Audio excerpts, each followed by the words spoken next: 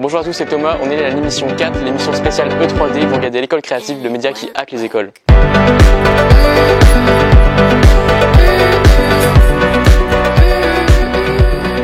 Salut, c'est Thibaut pour l'école créative et aujourd'hui on va parler du sujet de l'E3D.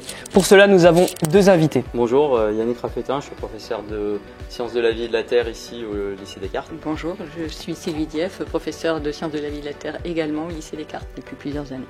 Donc impliquée plus ou moins dans un projet E3D. Donc nous allons nous questionner plus précisément à savoir qu'est-ce que l'E3D. Donc pouvez-vous nous éclairer plus sur le sujet? Le 3D en fait c'est un dispositif national qui est proposé à tous les établissements scolaires, aussi bien les écoles, les collèges que les lycées. L'objectif en fait c'est d'impliquer toute la communauté éducative dans un projet en s'appuyant évidemment sur le contenu des disciplines, d'engager l'établissement dans une gestion qui est plus durable et puis évidemment de favoriser un travail en partenariat entre les différentes personnes qui vivent dans un établissement scolaire. Que ce soit des élèves, des professeurs, des personnes de l'administration, des agents techniques, etc. ou des intervenants extérieurs aussi. Donc l'idée c'est de permettre aux élèves de se projeter dans une structure sociale qui pourrait être une entreprise, qui est un établissement scolaire, et dans laquelle on essaie de construire en harmonie les différentes composantes qui sont l'aspect social, l'aspect économique, l'aspect environnemental. Alors depuis tout à l'heure on parle de 3D, mais E3D, ce sigle, que veut-il dire réellement ?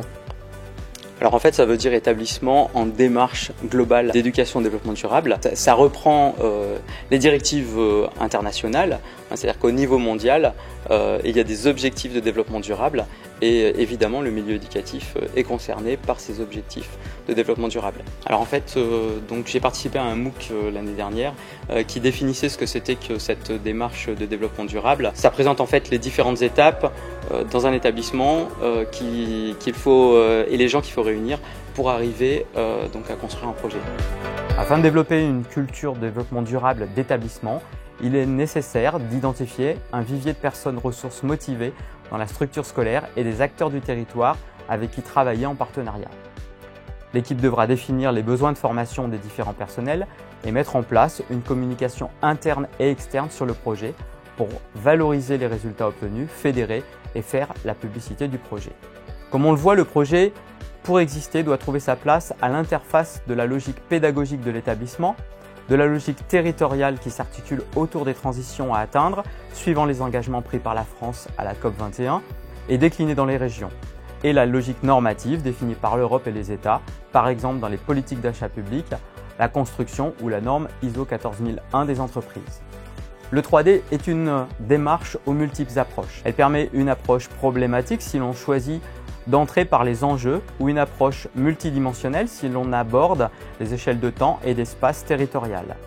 L'entrée par les connaissances permet d'envisager une approche interdisciplinaire et transversale qui est favorable au développement de l'éducation au choix par une approche décisionnelle. La prise en compte de l'ancrage du projet dans son territoire nécessite de développer une approche partenariale après l'identification des acteurs impliqués dans chacun des enjeux. Enfin, l'intégration dans la démarche E3D favorise la compréhension de la complexité des enjeux car elle confronte les jeunes et les personnels de l'école ou de l'établissement à l'approche systémique de ceux-ci. Donc l'émission numéro 4 est terminée, j'espère que vous l'aurez appréciée. N'hésitez pas à réagir sur les réseaux sociaux, Instagram, Facebook et Twitter. Et n'hésitez pas aussi à continuer le projet E3D dans le forum écolecreative.eu. À chaque émission, nous avons un forum dédié au sujet. À la prochaine émission.